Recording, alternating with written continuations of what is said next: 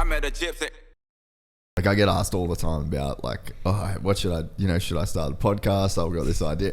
And I'm like, man, here's all the info. This is what you do. This is how you do it. Because it's like, this is so hard to make a living out of that if you can do it, like, bravo, dude. Yeah. Like good on you, man. Because like I find this very difficult to do.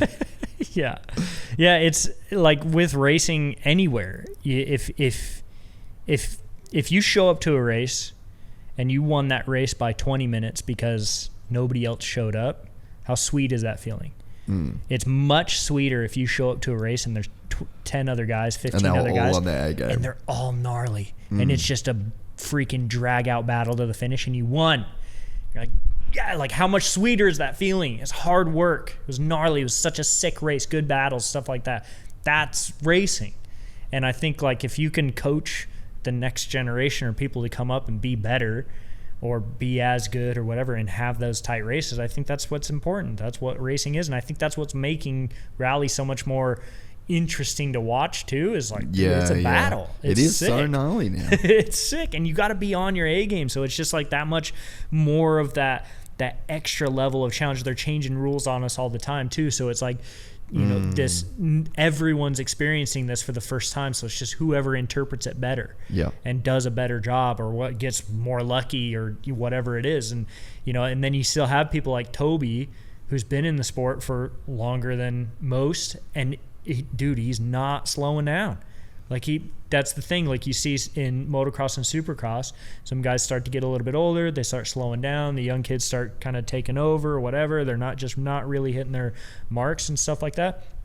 It's not like that in rally. Yeah. Like you can be good for a long time until you're 40. Yeah. It's gnarly. Tobes is just a freak though. Dude, he is a freak. He needs to be studied. It's like, it actually blows me away. Like the food he eats, the amount that he doesn't train, and he's just a fucking savage. Like even he finished the stage the other day and then does a 4-kilometer wheelie. Yeah, I know. Yeah. And literally all you guys are just sitting there being like, well, don't expect me to do that. Yeah, I know. I rode back off. I'm like, I'm not even going to go for it. I'm not even going to try. Dude, when he finished the last stage, because that's the thing, like, he's not ashamed of it by any means.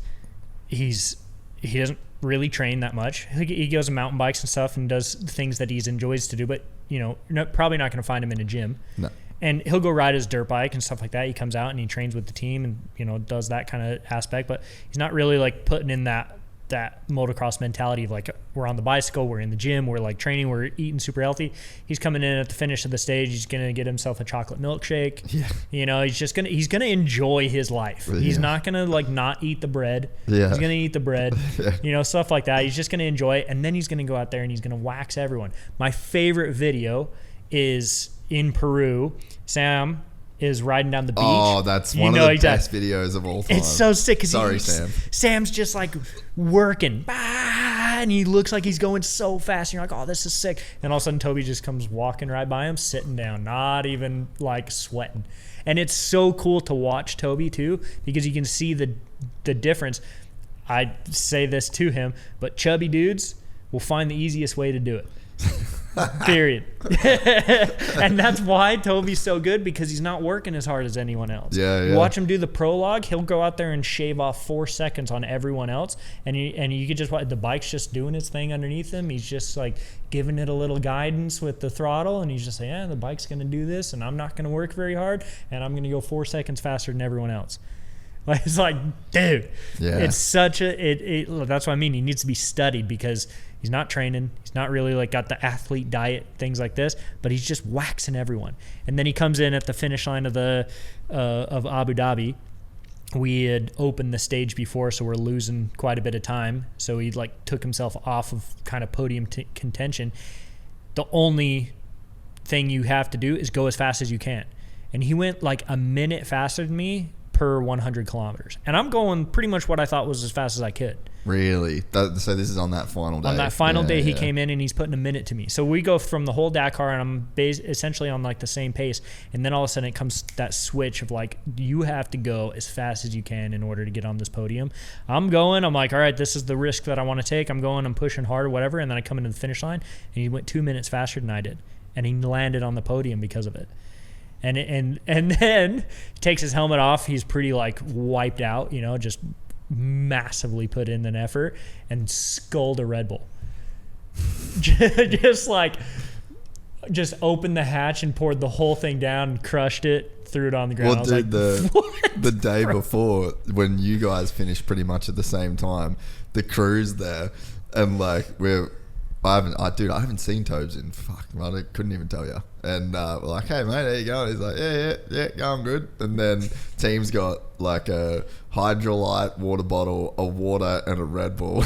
Yeah. And then he like smashes a Red Bull, and then they're like, you want some water? He's like, nah. Nah. And then, Dude, you want some electrolytes? Nah. He doesn't race with water. Yeah, like what? some of the guys out there will drink 3 liters before the refueling. Toby will come in and just drink like 2 bottles of water, no electrolytes. He doesn't really eat anything at the stages. Like a lot of these guys have full packs. They got all their nutrition that they have to eat, all this kind of crazy stuff. Like he won't even start the race with water.